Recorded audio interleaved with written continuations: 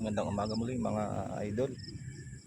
Galing po muli tayo sa pag-uula. Bali, ating itutuloy mga idol yung ating nasimulang kwentuhan.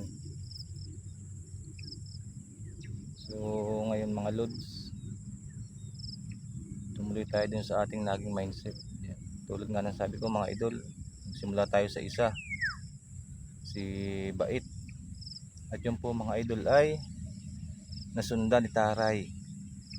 Tayo pinagkatiwalaan po uling mag-alaga. Sa awa naman ng Diyos mga idol, sa ating pagsusumikap, si Taray po ay ating napaanak uli. At ang anak po nga niya ay si Wana. Yun ang aking bakang talaga namang napakabait mga idol.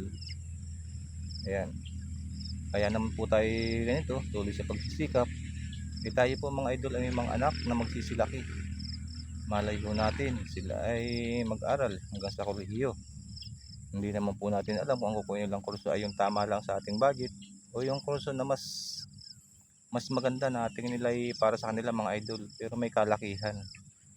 At diyan naman mga idol papasok yung ating pagsisikap sa pag-aalaga ng ating mga baka.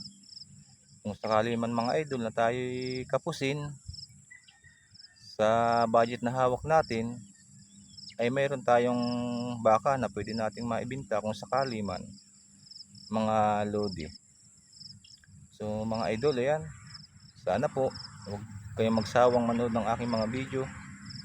Huwag po kayong magsawang suporta sa aking mga video mga lods.